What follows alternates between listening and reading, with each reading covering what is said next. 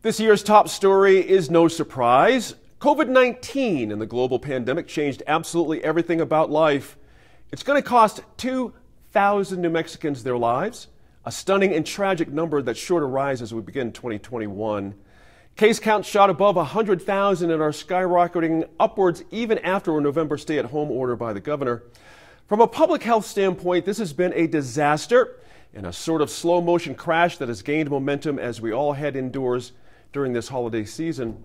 From the outset, the governor and the state leaders tried to paint this as a we're in this together kind of a thing, but I'm not certain that idea ever really truly grabbed hold.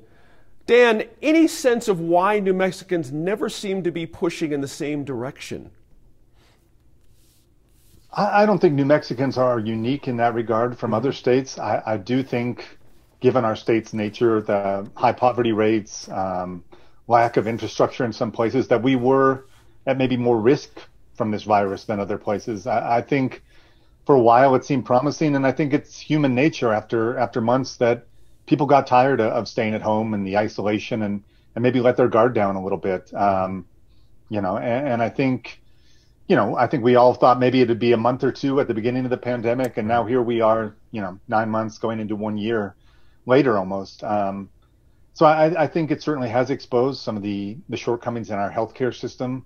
That's been a real concern of just being overwhelmed. And I do think maybe looking at ways to better serve rural parts of the state with healthcare, and even given how sprawling New Mexico is and how to transport patients from one part to another, certainly in very grim ways has exposed some of those shortcomings. Mm-hmm. Jess, I'm curious, the public health orders had an immediate pushback from your part of the state. A lot of folks just weren't having it, and Republicans particularly. What was the alternative or preferred course of action down there? Did you ever hear of one from those folks who had issues with how this was going to go? Early on, I think we took our cue from the national rhetoric at the time, which was that this is a opportunity for Democrats to really stick it to the political minority in the state, especially the southern counties. When we talked about alternatives to what was being asked of us to, ensure everybody's health and safety, we talked about personal responsibility, right? Leaving it up to each individual to decide whether or not they're at risk, or if they have family or people they share spaces with who are at risk, and really leaving it up to them to do things like wear face masks and keep social distancing. The biggest pushback came as soon as the orders to close the non-essential businesses came down. I think we all realized really early on what kind of impact that would have on the local economy. And as soon as that flag went up, I think that there was really a hard wall that we just weren't going to be able to pass. Mm-hmm. Andy, interestingly, depending on who you talk to, retailers seem to have gotten the short end of the stick from their point of view, not mine, but from theirs. Was there something maybe perhaps the governor could have done differently, balancing the needs of public health versus balancing the needs of keeping business going? I don't know. I mean, if there is, I don't know what she could have done differently. I think in these situations, there's going to be, to put it bluntly, I guess, winners and losers. Not that I know we hear that a lot, that, the state picks winners and losers, but I just think that there's some people that just, the fact of the matter is, their business doesn't translate to a world where everything's shut down. Now there's some, and again, this is sort of a thing that's been ongoing. There's a lot of local businesses that have said, hey, we can't compete with online shopping even before the pandemic. And now it's kind of like they're almost forced into this new way of doing business, to whether it's online shipping or online ordering and you come pick it up. It's definitely, I guess, sort of a change in how they do business, probably going forward as well. Yeah. And Julianne, the governor's messaging on COVID-19 by any measure has been measured. I think we could all agree on that. But individually, she's been asking more than enforcing, but she's cracked the whip on a few businesses out there, and, high profile in a way. I'm thinking of the mayor of Grants way early on who, had a big problem with this. I mean, there was all kinds of issues there. How did that strategy work for her looking back on 2020? I mean, it feels like the enforcement was really hit or miss. Okay. And I know certainly, even though Santa Fe is a place that's perceived to be fairly, receptive to this mask ordinance, receptive to the like, we need to close this in order to save the public health.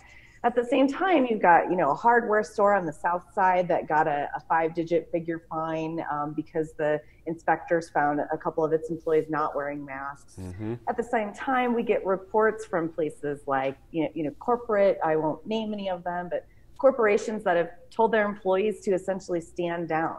If someone comes into the business without a mask, the employees have been told not to try to enforce that. And I think when you're a small business and you've been told, hey, we're going to fine you and we're going to shut you down and we're going to shame you. Right. And then you've got a corporation that's just sort of allowed to do whatever they want, it seems. Mm-hmm. I think that's really hard for small businesses all over the state, and something that's been a big challenge as the rules do seem to create more leniency for a big box store.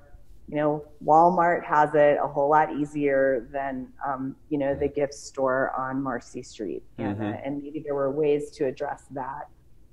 Like Andy, though, I'm not sure that I want to be the one to outline them or that I'm really even sure that would have worked better. Yeah, that's a good point. It's hard to look back and say what could have done.